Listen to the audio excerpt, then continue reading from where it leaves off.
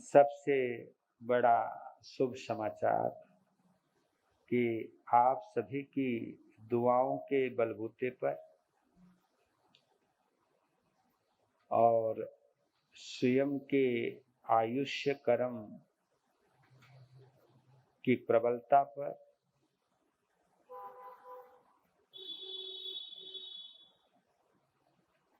हम सभी के आराध्य भंते गुरुदेव श्री पारस मुनि जी महाराज साहब का कल सफल कोल्हे का ऑपरेशन सफलतापूर्वक संपन्न हुआ और डॉक्टर साहब ने ऑपरेशन के बाद भंते गुरुदेव की आवाज सुनवाई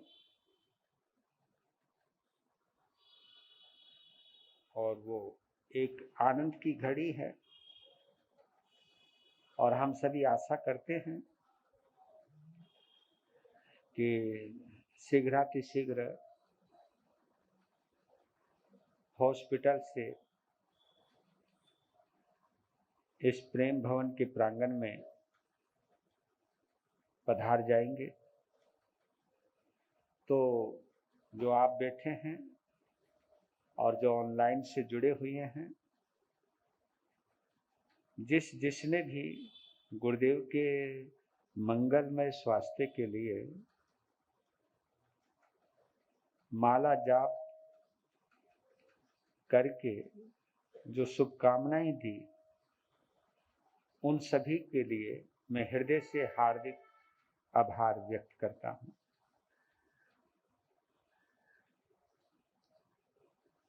एक बार पुनः हम सभी अपने अपने सौभाग्य की सराहना करते हैं।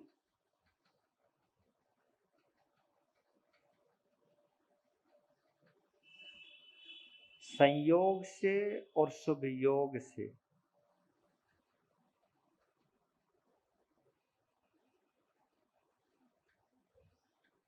हम सभी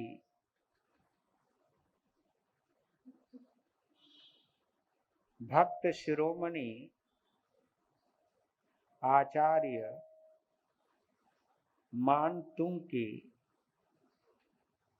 आत्मीय रचना, भक्तिपूर्ण रचना श्री भक्तामृत स्तोत्र की भाव यात्रा के यात्री बनने का सौभाग्य प्राप्त हुआ है।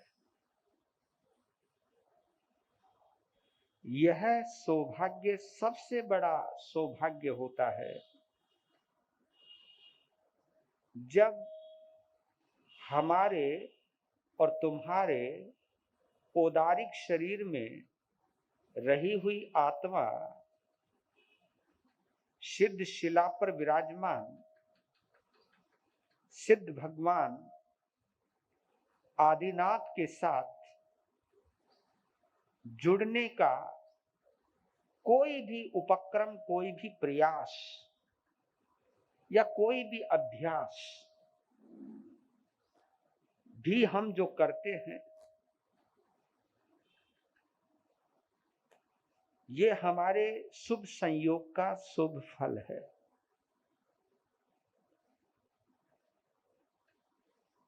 भगवान से अपने आप को जोड़ना तो बिना उस नाम के संयोग के ये सुलभ नहीं हो पाता।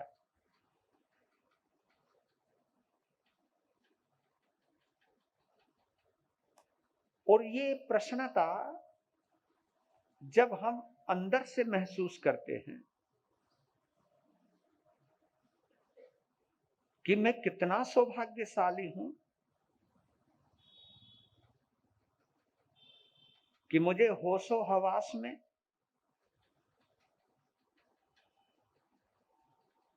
परमात्मा से जुड़ने का सौभाग्य मिल रहा है। स्वयं मेरे अंदर एक लालसा, एक प्यास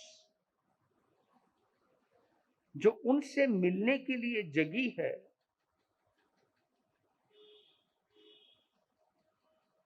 इस प्यास का योग भी कितना जबरदस्त हुआ होगा, क्योंकि बिना योग के तो कोई संयोग होता ही नहीं। अगर उस नाम के साथ मेरे स्मरण का, मेरी स्मृति का, मेरी जिह्वा का, मेरे मन और मानस का, मेरे हृदय तंत्री का अगर संयोग है, तभी मैं बोल पा रहा हूं, तभी मैं सुन पा रहा हूं। और वास्तव में ये योग बड़ा अद्भुत है। इस योग को, इस संयोग की मैं बलिहारी जाऊं। जब ये आनंदमय बोल, आनंदमय शब्द जब निकलते हैं हृदय से, तो हमारे अंदर एक स्पंदन सा होता है, और वो स्पंदन भावनाओं का है। और ऐसा स्पंदन हम जिस दृष्टि से भी प्राप्त करते हैं, कैसे भी प्राप्त करते हैं, ये अपने आप में एक अद्भुत होता है। तो आज 19वें श्लोक में हम प्रवेश करें। ये जो गीत हैं, इन गीतों का एक ही मकसद होता है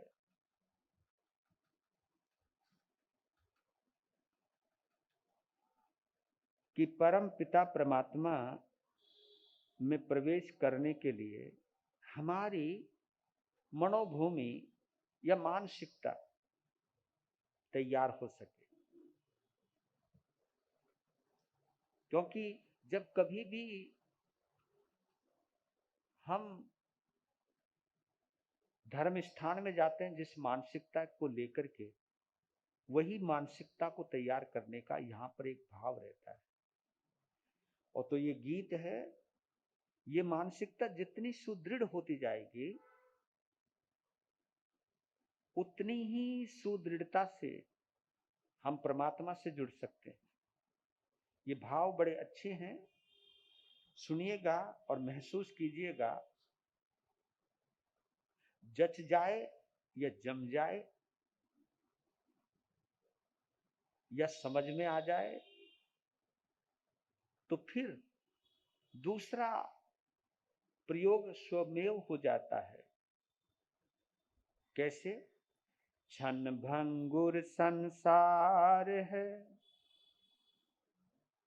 माया का संचार है, बच पाया ना कोई यहाँ जब लगी मौत की मार है।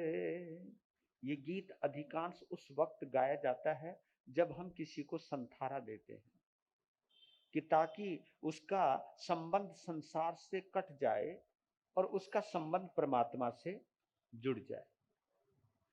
क्षण भंगुर संसार है, माया का संचार है, बच पाया ना कोई यहाँ जब लगी मौत की मार है। क्षण भंगुर संसार है, माया का संचार है, बच पाया ना कोई यहाँ जब लगी मौत की मार है। क्षण भंगुर संसार है।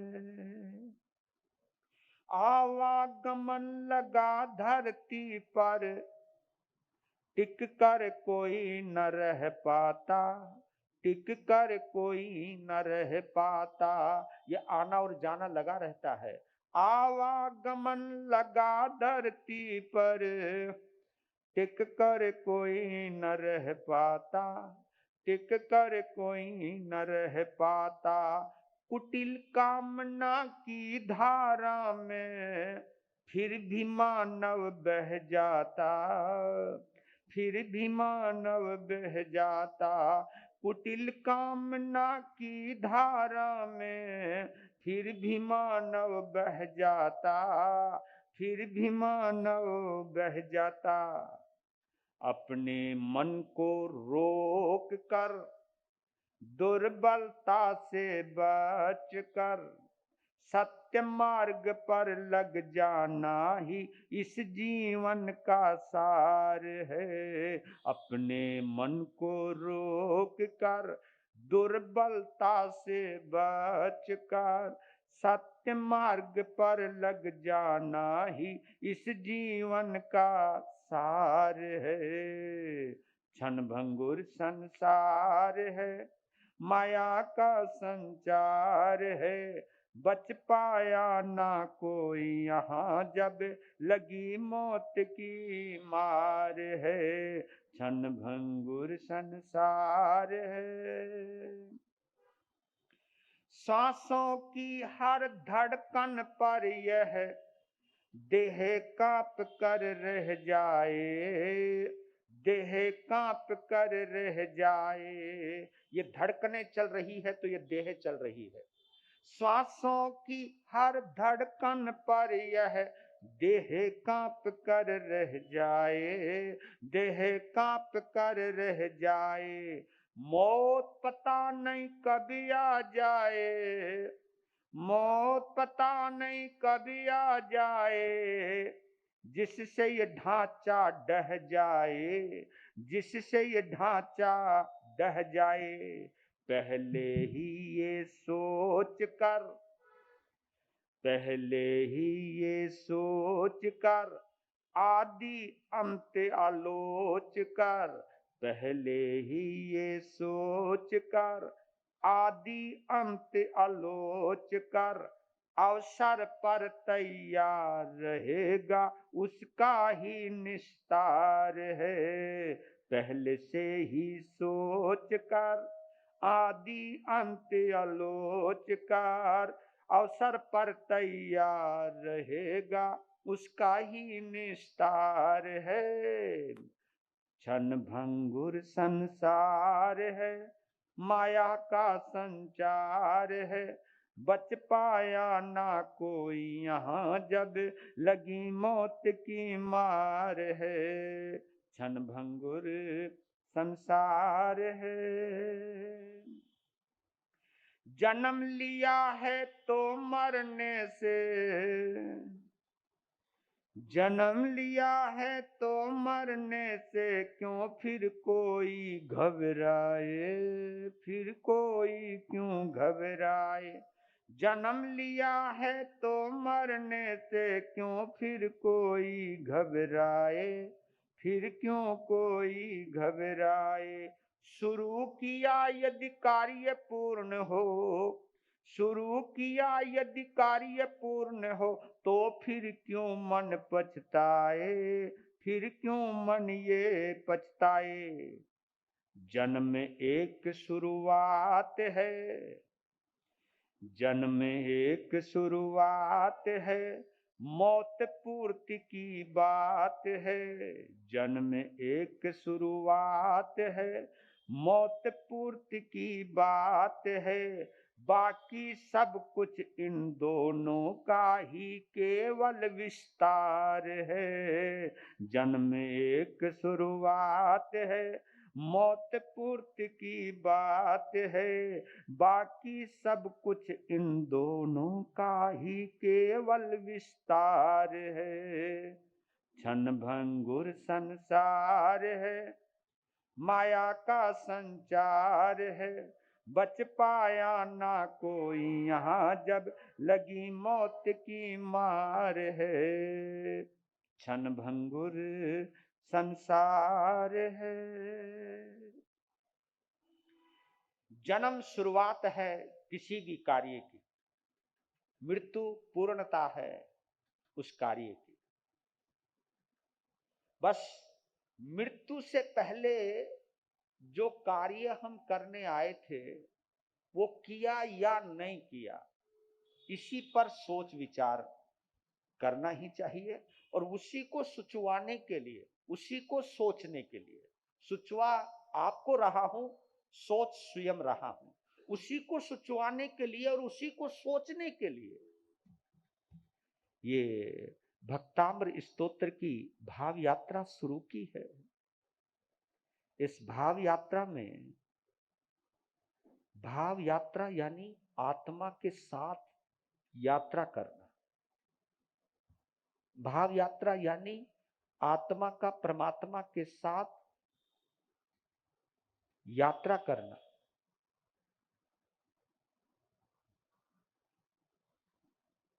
शरीर से हम संसार की यात्रा करते हैं, लेकिन भाव से हम परमात्मा की यात्रा करते हैं। लेकिन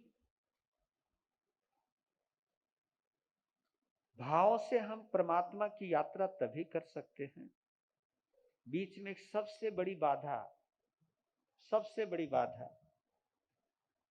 भाव और भक्ति के बीच में सबसे कोई बड़ी बाधा है तो ये हमारी खोपड़ी है, खोपड़ी है।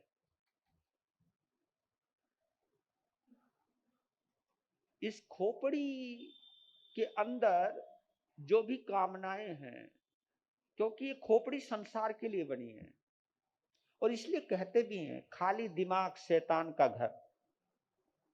ये खोपड़ी है ही शैतान की, ये दिल भगवान का, दिमाग शैतान का, और इन दोनों को साध ले। पावरफुल ये भी है, पावरफुल ये भी है, इसमें दोनों में, इस बात में कोई दो राय नहीं है। जितनी शक्ति शैतान की है, जितनी शक्ति भगवान की है, उतनी शक्ति शैतान की भी है, क्योंकि शैतान की ताकत हम सबको इस दुनिया में रखने की है, और उसी की ताकत पर हम इस दुनिया में रहते हैं। और भगवान की ताकत वो है, इस संसार से पार करने की ताकत भगवान की भी है। ताकत दोनों ही है। एक की ताकत नीचे की तरफ है, वो हमें खींच करके रखता ना, तुझे जाना नहीं, यही रहे, घर में रहे, दुकान में रहे, संसार में रहे, कामना में रहे, और पूरी तरह शरीर के साथ रहे। ये शैतान की ताकत, और उसकी सब उधेड़ बुन, उलट बाल चाल, सब वो रचता रहता है, अपने अपने आकर्षण वो फेंकता रहता है। नहीं तो दुनिया में अगर आकर्षण नहीं होता तो लोग पागल कोई थे। जो इस दुनिया के अंदर रचे पचे हैं, तो कुछ ना कुछ आकर्षण तो है ही ना। तो मुझे कभी कभी लगता है मोहनीय कर्म का सबसे बड़ा दलाल कोई है तो ये हमारी खोपड़ी है।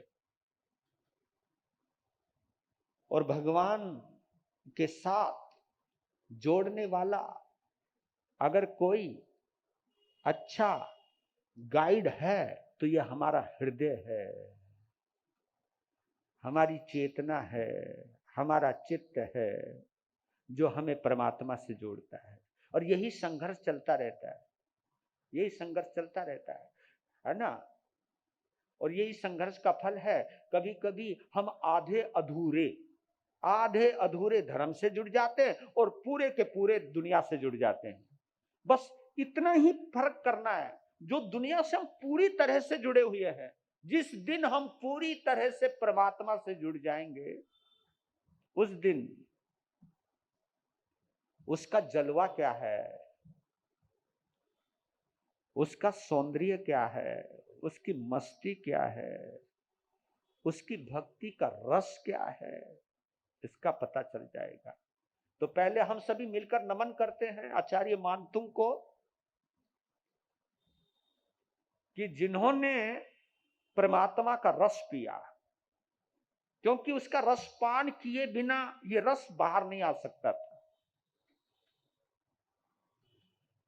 जब आदमी कुछ सुगंध खाता है ना, तभी उसके मुख से सुगंध आती है। तो पहले उस सुगंध का खुद पान किया है, उस रस का खुद पान किया है, उस अमृत का खुद पान किया है, और फिर ये अमृत बाहर आया है। तो हमारे अंदर भी ये सामर्थ्य पैदा हो, जो सामर्थ्य आचार्य मानतुंग में हुआ। क्योंकि रचयिता को कभी मत भूलना। अधिकांशतः लोग मूर्ति की पूजा करते रह जाते हैं, लेकिन मूर्तिकार को भूल जाते हैं। आप ये सोचिए ना, मुझे जो मूर्ति अभी नजर आ रही है, मैं केवल आंखों से देखता हूं, वो मूर्ति कहलाती है। लेकिन जिस मूर्तिकार ने इसको बनाया है, वो मूर्ति पहले उसके अंदर छपी होगी और फिर उसके हाथों से वो निखर के आई है बाहर। क्योंकि जो आकृति उसके अंदर समा गई, वही आकृति बाहर आई है। ये भी एक साधना है। मैं जब बाहुबली गया, हम सभी थे, उपाध्याय जी भी थे, भंते गुरुदेव भी थे। इतनी ऊंची चढ़ाई चढ़े थे भंते हमारे।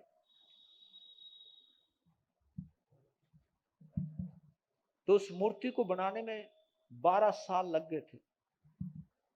कितने? 12 साल। तो उस प्रतिमा को मैं देख रहा था, तो मैं सोच रहा था प्रतिमा के जगह उस मूर्तिकार के बारे में,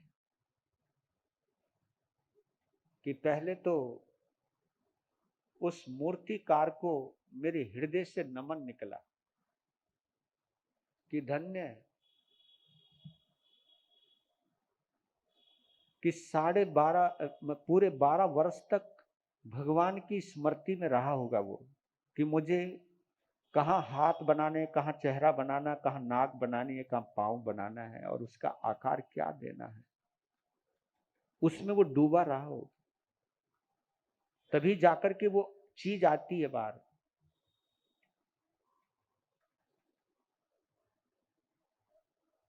और देखिए,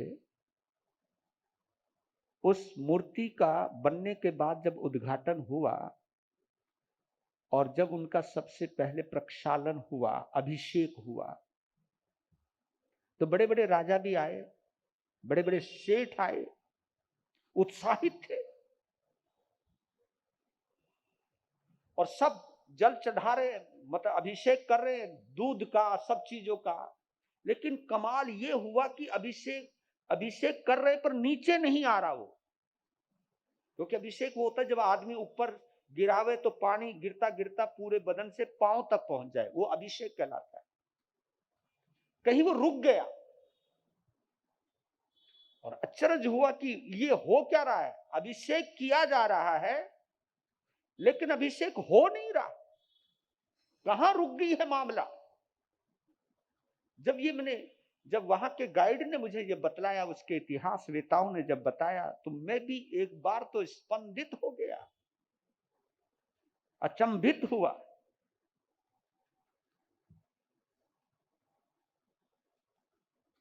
तब राजा को एक स्वप्न आया कि जिस मूर्तिकार ने इस मूर्ति को बनाया है, उस मां के द्वारा जब तक वो लोटा नहीं डाला जाएगा पानी का या दूध का, तब तक स्नान अभिषेक पूरा नहीं होगा। ये जो रुका हुआ पानी वो नीचे ही नहीं आएगा। एक गरीबनी, मूर्तिकार की माँ, एक गरीबनी, कितनी पवित्र, उस मूर्तिकार को भी तो जन्म दिया है उसने, और वो कितनी प्रार्थना कर रही थी। वो उधर बना रहा है, उधर प्रार्थना कर रही है कि मेरा बेटा, वो मिलने तक नहीं गया अपनी माँ से, जब तक वो लगा रहा वहां पर। कहा कि मैं दुनिया में नहीं जाऊंगा, कहीं कुछ भटक ना जाऊं मैं, कहीं ये मूर्त कहीं मेरे अंदर से निकल ना जाए। एकाग्र चित्त होकर के जब उसने वो साधना करी तो सम्मान मिला। जब वो मां आई और पानी का सिंपल लोटा डाला है, और वो रुका हुआ जो अभिषेक था वो पूरा का पूरा अभिषेक होता है। ऐसी बात नहीं, कुदरत भी किसको सम्मान देती है ये हमें पता नहीं चलता है। बड़े बड़े सेठ और राजा महाराजा देखते रह जाते हैं, लेकिन ये जो चीज है ना, ये चीज वही जानता है और इसकी कदर वही पहचानता है, और कभी कभी झोपड़ी में रहने वाले को भी वो सम्मान दिला देता है। तो मैं सोचता हूं कि ये जो चीज है, ये बीच में, चाहे वो ये खोपड़ी तुम्हारे पास भी है, मेरे पास भी है, भगवान से अगर कोई दूर करता है तो ये खोपड़ी कर देती है।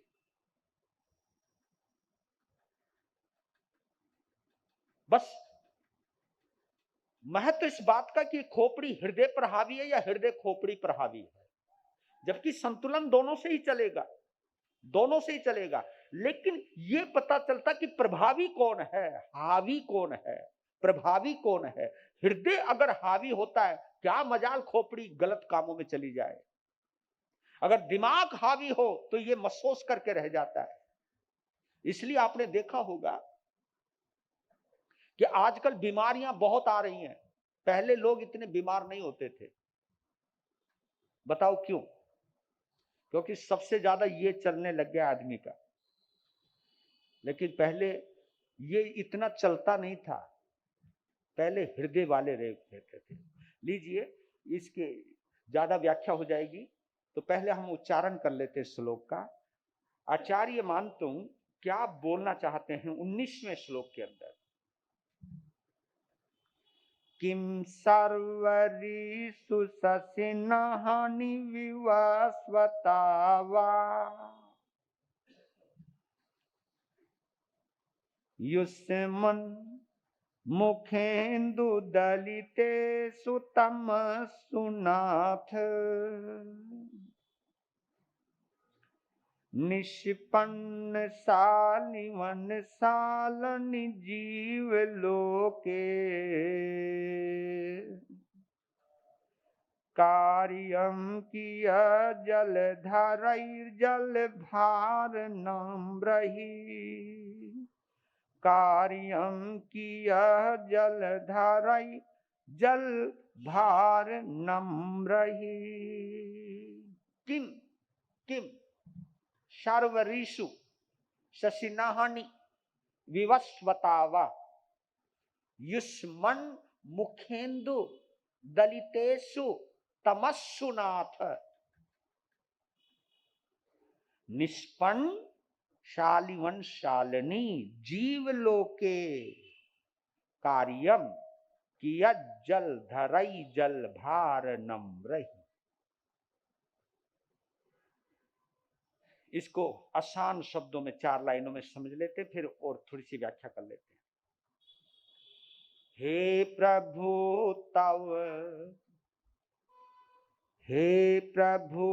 तव मुख के सम्मुख तो अंधकार नस जाता है, दिन में दिन कर रात कला मुख जरा काम ना आता है।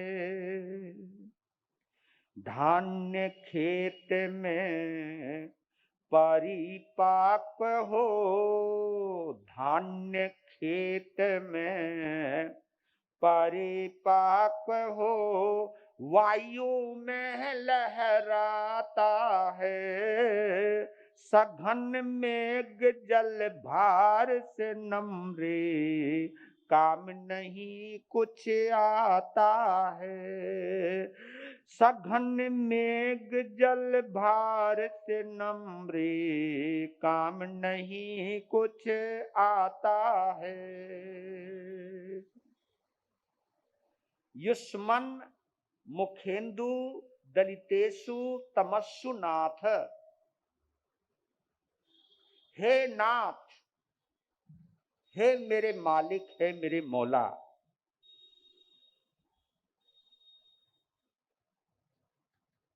युष्मन यानी युष्मत, युष्मत कहते तुम्हारा, मुखेन्दु मुख जमा इंदु, मुख रूपी चंद्रमा, आपका चंद्रमुख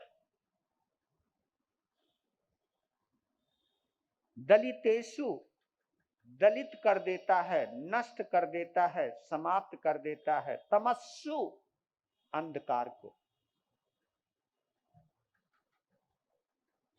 हे प्रभु, जब आपका मुख रूपी चंद्रमा, मुख रूपी सूर्य जब अंधकार को नष्ट कर देता है,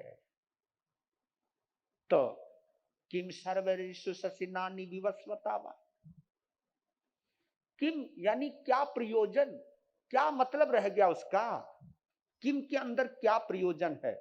प्रयोजन का मतलब आप जानते हो भाई, फिर मतलब क्या रह गया? किसका?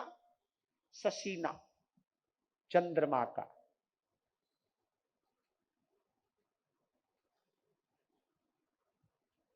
सर्व ऋषु यानी रात्रि में, सर्व ऋषु, सरवरी रात को कहते हैं, सरवरी, सर्व ऋषु रात्रि में शशीना, चंद्रमा का। अनही, अनही, अनही दिन को कहते हैं, शशीनाहनी वा, ये दोनों में अनही भी जुड़ा हुआ है। तो अनही दिन में विवस्वता, विवस्वता सूर्य को कहते हैं, क्योंकि विश्वसनीय भी है और सूर्य का एक नाम मित्र भी है। मित्र शब्द जो आया है वो सूर्य से आया है। सूर्य को भी मित्र कहते हैं। ओम मित्राय नमः, सूर्याय नमः के साथ मित्राय भी बोलते हैं, मित्र भी है वो। और विश्वस्वतावा, विश्व का सखा भी है, उसको एक ये भी कह सकते हो, विश्वसनीय है ये भी कह सकते हो। और मित्र हम कहते हैं उसी को जो विश्वसनीय है, जो विश्वसनीय, विश्वास के योग्य है। इसलिए भगवान को मित्र भी कहा है, गुरु को भी मित्र भी कहा है, भगवान को सखा भी कहा है। वो ऐसा सखा है जो कभी दगा नहीं देता, वो ऐसा मित्र है जो कभी अंधकार नहीं करता। क्योंकि मित्र सूर्य को कहते हैं, मित्र प्रकाश का प्रतीक है और सूर्य भी प्रकाश का प्रतीक है। मतलब इन शब्दों में कितनी गहराई छुपी हुई है, अगर हम कभी इन शब्दों का विश्लेषण करें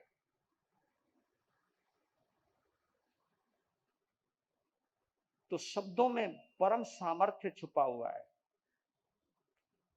जबकि उसका सामर्थ्य तो उन शब्दों के भी पार है, लेकिन शब्द शास्त्रियों ने शब्दों में भी अपने परमात्मा को या अपनी फीलिंग को या अपने रूप को भरने की पूरी कोशिश की है।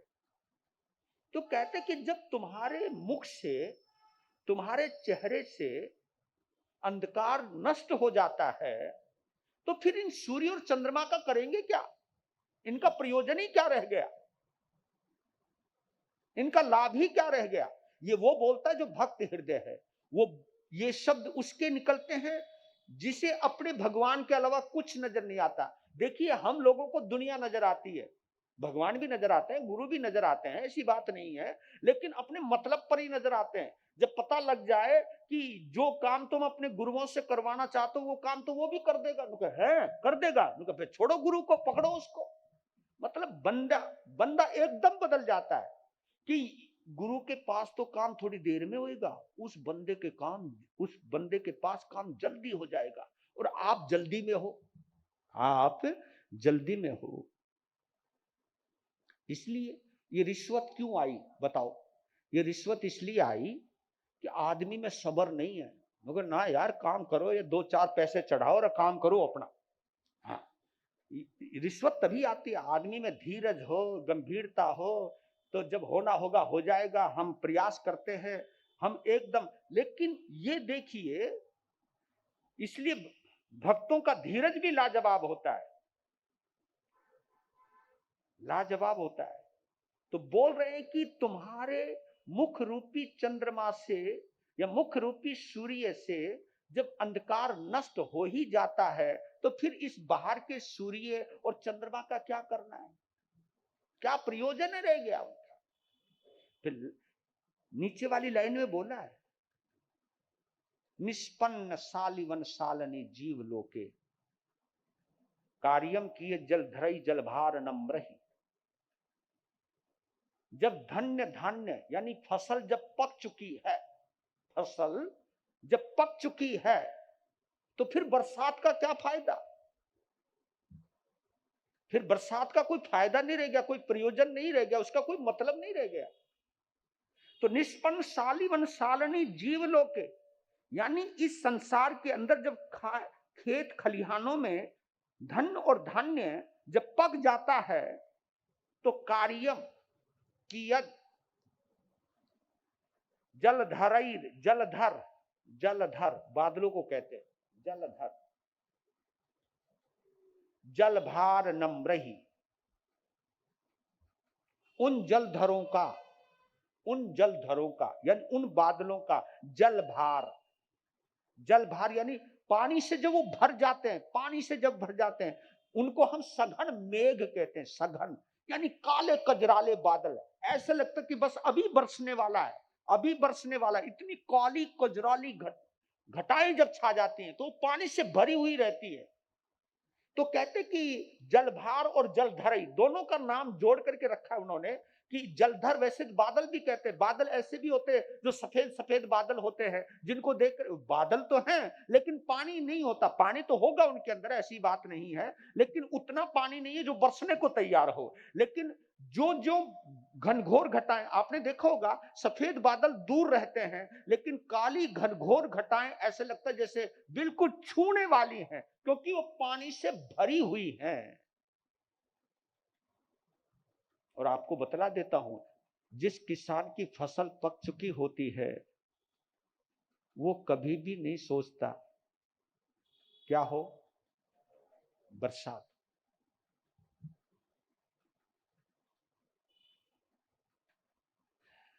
कि फसल पकने के बाद बरसने का कोई लाभ नहीं, बरसेगा तो नुकसान ही होना है, फायदा तो कुछ होना नहीं। तो ये कह रहे हैं आचार्य मानतुंग कि जो काम सूर्य को करना है, जो काम चंद्रमा को करना है, वो सब काम अलग अलग टाइम पे करते हैं। और लेकिन आप एक ऐसे अद्भुत सूर्य और चंद्रमा हो जो एक साथ काम करते रहते हो, क्योंकि सूर्य काम दिन में करता है, चंद्रमा काम रात में करता है, लेकिन आप ऐसे परमात्मा हो कि आप दिन रात आप ही पर्याप्त हो, आप ही पर्याप्त हो। आपको पाने के बाद अब मुझे ना चंद्रमा की जरूरत है और ना ही मुझे किसी सूर्य की जरूरत है। उसी प्रकार जिस तरह धन्य धान्य से पकी हुई फसल को देखकर किसान को बादलों से कोई लेना देना नहीं, बादलों की कोई जरूरत महसूस नहीं करते, बल्कि बादलों को देखकर और भी बुरा लगता है कि आ क्यों गए, कटनी है। क्योंकि पकी हुई फसल को काटने की जरूरत है, उसको किसी पानी की जरूरत नहीं है। अब देखो आप, कच्ची फसल और पक्की फसल, हम सब कच्ची फसल हैं और जो सिद्ध हो चुके हैं वो पक्की फसल हैं। वो पक चुके हैं, वो बिक चुके हैं, वो पक चुके हैं, बिक चुके हैं, जा चुके हैं। अभी हम कच्ची फसल हैं, पकने में भी समय लगेगा, और पकने से पहले टूट भी सकते, जरूरी नहीं है, पाला भी पड़ सकता है। पकने से पहले हम टूट भी सकते हैं, हमें कोई खा भी सकता है, कोई हमें नष्ट भी कर सकता है, पूरी संभावनाएं है। क्योंकि जो खेत में फसल पड़ी हुई है वो खतरे में है, क्योंकि जब तक फसल कटकर पककर और निकलकर जब तक गोदाम तक नहीं आ जाती तब तक वो फसल खतरे में रहती है। तो यही चीज है कि ये जो खेत और खलियान में ये जो संसार है उसकी हम फसल है। अभी हम सिद्ध शिला पर नहीं गए हैं, अभी हम अपने घर नहीं गए हैं, वो फसल अभी कटकर घर में नहीं गई है, वो अभी हमारे खाने लायक नहीं हुई है, वो घर में नहीं गई है, वो खतरे में है, क्योंकि वो बाहर है, वो खेत और खलियान में है। ये संसार जो है वो खेत और खलिहान के बराबर है, और ये फसल कच्ची है, अभी पकी नहीं है, पक भी गई तो अभी कटी नहीं है, कट भी गई तो अभी छटी नहीं है, छट भी गई अभी घर पहुंची नहीं है, अभी खतरा है। जो जब घर पहुंच जाती फसल, फिर किसान कहता है बरसता रहे, अब मुझे कोई डर नहीं है। तो आप इसको समझिए। आपने कभी सोचा मनुष्य भव तो पा लिया लेकिन मुनि कब बनूंगा? मनुष्य भव तो पा लिया लेकिन मुनि कब बनूंगा? क्योंकि अभी मुनि बनूंगा तभी फसल पकेगी, और फसल पकेगी तभी कटेगी। मुनि से फिर संत बनूं, फिर अरिहंत बनूं, और अरिहंत बनने का मतलब है अब मेरी फसल पक भी चुकी है, कट भी चुकी है, अब बस अब तो जाने की तैयारी है अपने मेन घर पर। इसी प्रकार मैं विद्वान तो बन गया हूं, लेकिन आचारवान कब बनूंगा? क्योंकि विद्वान होना भी फसल है, लेकिन आचारवान यानी उस ज्ञान का अपने जीवन में जीवन से जोड़ते हुए चलना उस ज्ञान को। दूसरी बात और है कि मैं लौकिक सम्राट तो बन गया हूं, लेकिन अलौकिक सम्राट कब बनूंगा? सम्राट तो धरती का भी होता है, देवताओं का भी होता है, लेकिन असली सम्राट तो वो होता है जो तीनों लोक के ऊपर होता है, जिसको हम त्रिलोकी नाथ कहते हैं। कि असली सम्राट कब बनूंगा? लौकिक सम्राट तो बन गया हूं, और वो सम्राट ऐसा है कि दूसरा क्यों में खड़ा हुआ है, वो तेरा इंतजार देख रहा है, भाई तू कब हटे मैं कब आऊं। और बल्कि वो तो भावना ही बहा रहा है, पता नहीं ये मरेगा कब, ये हटेगा कब, ये जाएगा कब। लोग उसकी टांग खींचने में लगे रहते हैं, उसको उतारने में लगे हुए हैं। और देखो कितनी गजब की बात है, मैं जिसकी टांग खींचने में लगा हुआ हूं, मेरी दूसरी भी टांग खींचने में लगे हुई है, कभी ये ना बन जाए। यहां पर तो यही चल रहा है और ये चलता ही रहेगा, क्योंकि ये लौकिकता है, ये संसार का रूप है। अलौकिक सम्राट कब बनूंगा? स्वयं का सम्राट वही मैं कब बनूंगा? क्योंकि लौकिक सम्राट बनना पुण्योदय से होता है, लेकिन स्वयं का सम्राट बनना ये धर्म से ही हो सकता है। तभी मैं फर्क समझता हूं कि धर्म में और पुण्य में यही अंतर है। पुण्य हमें लौकिक सम्राट बनाता है और धर्म हमें स्वयं का सम्राट बनाता है। स्वयं का सम्राट समझते हो? अपना मालिक मैं खुद बनता हूं, और असली मालिक वही होता है जो स्वयं का मालिक होता है। नहीं तो अधिकांश है तो हम सब गुलाम ही है भैया। मालिक उसको कहते हैं जो पकड़ भी सकता है और छोड़ भी सकता है, मालिक उसको कहते हैं। मालिक उसको कहते हैं, वस्तु मेरी मालिक नहीं है, वस्तु का मैं मालिक हूं। अब इसको समझाऊं कैसे? आप इतने दावे के साथ नहीं कह सकते कि दौलत का मालिक मैं हूं, जितनी दौलत दावे के साथ कह सकती है कि मैं दौलतमंद की मालिक हूं। राइट? नहीं समझे आप? पैसा रुपया हमारा मालिक है, हम उसके मालिक नहीं है, क्योंकि उसके आकर्षण में हम इतने आकर्षित हो चुके हैं कि वो हमसे कुछ भी करवा सकता है, अगर वो करवा रहा है। अब देखिए, पैसे का उपयोग हम कर रहे हैं या पैसा हमारा उपयोग कर रहा है, ये देखने वाली बात है। पैसा हमसे करवा सकता है, हमसे बेईमानी करवा सकता है, हमसे रिश्ता तुड़वा सकता है, हम और न्याय बिकवा सकता है, न्यायाधीश बिक जाते हैं और चीजें बिक जाती हैं, ईमान बिक जाता है, पैसा ही तो बिकवाता है। रुपया गा रहा है गाना, ये रुपया का गाना कभी आपने सुना हो? रुपये की इतनी बड़ी ताकत है कि औलाद को बिकवा देता है, ज्ञान को बिकवा देता है, ईमान को बिकवा देता है। वो पैसे का, जब उसी के लिए शायद वो बात आई होगी, बाप बड़ा ना भैया सबसे बड़ा रुपया। अगर ये बात आई है तो शायद उसी की वजह से आई है, नहीं तो क्यों आती वो बात? क्योंकि पैसा मालिक हमारा बन चुका है, और पैसा मालिक जब बनता है तो खोपड़ी में चढ़ जाता है। इसलिए कहावत है, इसमें जब कलयुग की शुरुआत हुई थी, यहां सनातन मान्यता बोल रहा हूं, तो कलयुग जब आया तो राजा परीक्षित उसको भगाने में लगा हुआ था, तो उसकी शरण में आ गया कलयुग और कहा कि त्राही मां मुझे शरण दो। राजा बोला, भाई तुझे शरण कैसे दूं? कि बस आप जहां कहोगे मैं वहां रह लूंगा, आप जहां कहोगे मैं वहां रह लूंगा, पर रहूंगा, मैं आ गया हूं, मैं जा तो सकता नहीं, अब कहां कहां रहूं। तो उसने 2-3 जगह मांगी कि 1-2 जगह मुझे दे दो। तो मालूम है उसने सबसे पहला स्थान कहां मांगा था? कि अगर आप कहो तो मैं सोने में रह लूंगा, मैं वहीं पड़ा रहूंगा, स्वर्ण गोल्ड गोल्ड सोने में रह लूंगा अगर आप कहो तो। हाँ ठीक है, तू सोने में रह ले। और वो यही चाहता था, ये बोले तो सही, क्योंकि जो मुकुट पहन रखा है परीक्षित ने, वो उसके अंदर सोना लगा हुआ है। उनका बस इसकी खोपड़ी तक पहुंचना, बस मुझे, अगर मैं एक बार इसकी खोपड़ी पर पहुंच गया ना, फिर राज मेरा है, क्योंकि खोपड़ी कब्जे में, फिर मैं नचाऊंगा जैसे ही नाचेगा।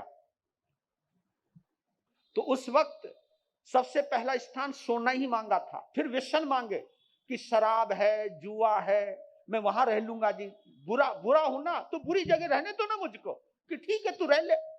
अब ये देखिए, ये जितने प्रकार के नशे हैं, जितने प्रकार के नशे हैं और जितने प्रकार के व्यसन हैं, बुराइयां बुराइयां जितने व्यसन बोलते हैं, सप्त व्यसन जितने हैं, यहाँ कलयुग है। यानी शराब हो, मांस हो, मदिरा हो, परिस्त्री हो, वासना हो, यहाँ पर ही कलयुग का प्रभाव रहता है।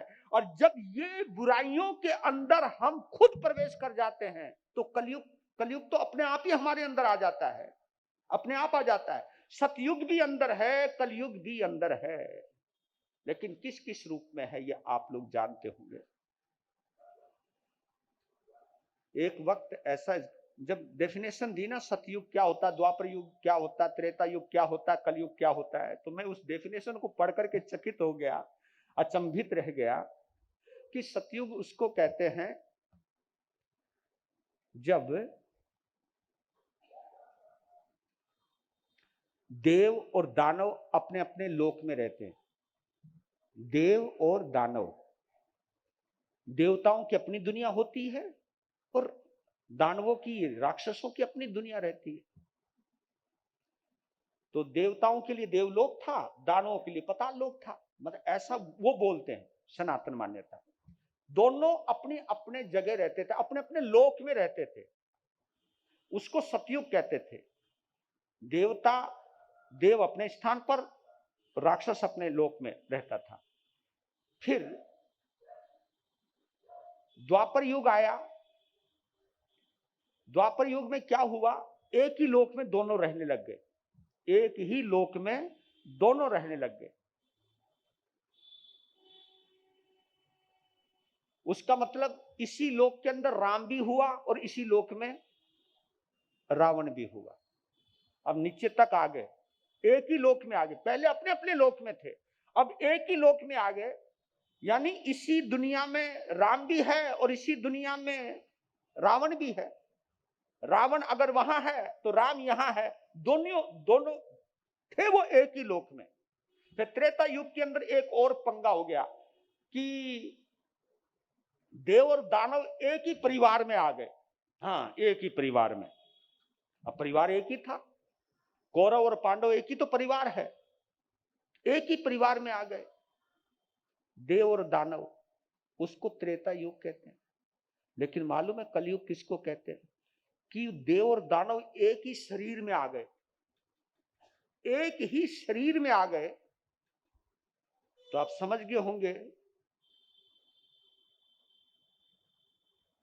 कहां अपनी अपनी दुनिया, फिर कहां एक लोक, फिर कहां एक परिवार, फिर कहां एक शरीर। एक शरीर में, उसको कलयुग कहते हैं जब एक शरीर के अंदर देव भी हो और दानव भी हो। जब भी हम भगवान से जुड़ते हैं तो हम देव होते हैं, जब भी हम प्रेम भाव से जुड़ते हैं, कर्तव्य प्रायण होते हैं, हम देव ही होते हैं। जब भी हम हृदय से जुड़ते हैं हम देव ही होते हैं। लेकिन जैसे ही हम खोपड़ी से जुड़ते हैं वैसे ही हम स्वार्थी हो जाते हैं, और जैसे ही हम स्वार्थी हो जाते हैं वैसे हम खतरनाक हो जाते हैं। तो खतरनाक, ये खोपड़ी, खोपड़ी शैतान का घर है, क्योंकि यहां बटा हुआ इंसान है, क्योंकि एक ही शरीर में तो रहेंगे, तो एक ही शरीर में। तो खोपड़ी दे दी शैतान को, यानी दानवों को, भाई खोपड़ी में तू रहेगा।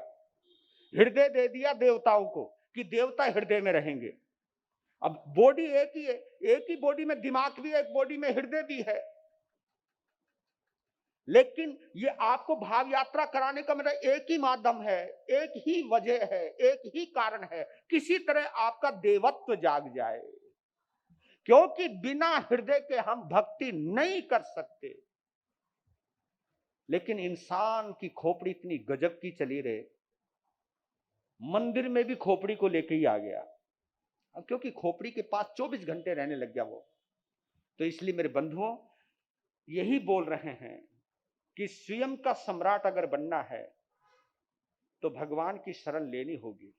ये विश्वास आपके अंदर भी आना ही चाहिए। और इतना जरूर मालूम, समय आपका हो गया है। आत्मा के दो रूप होते हैं, एक शुद्ध रूप होता है, एक अशुद्ध रूप। आत्मा भी अशुद्ध होती है लेकिन व्यवहार की दृष्टि से, निश्चय की दृष्टि से वो शुद्ध ही है, लेकिन व्यवहार की दृष्टि से सोना अपने आप में सोना है, लेकिन शुद्ध और अशुद्ध वो भी है। जिस पर मैल लगा हुआ है उसे हम अशुद्ध कहते हैं, लेकिन जैसे वो तपता है उसका मैल निकल जाता है तो वो शुद्ध हो जाता है, वो शुद्ध सोना है। अप्पा सो परमप्पा जो भगवान ने कहा है वो ऐसी कहा है। हमारी आत्मा में भी वही शुद्ध सोना रूप है, लेकिन हमारे ऊपर जो विषयों की, कषायों की, राग और द्वेष की जो कालक, जो गंदगी, जो मैल लगा हुआ है, उसकी वजह से हम अशुद्ध है। लेकिन हमारी तुम्हारी एक विशेषता है, क्या?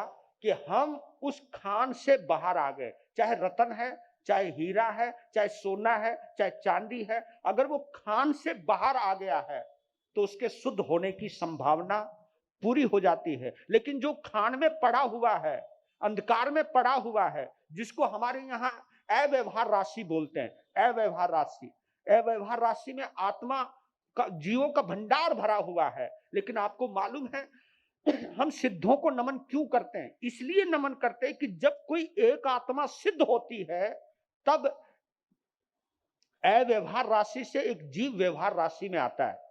यानी जो खान है जीवों की, वहां से एक जीव निकल करके आता है, वहां से तभी निकलता, तभी हम नमो सिद्धानम बोलते हैं। नमो सिद्धानम यानी सिद्ध भगवंतों का इतना उपकार है, खुद तो इस दुनिया से चले गए, लेकिन खान में जो पड़ी हुई है आत्मा, उसको बाहर आने का रास्ता दे गए।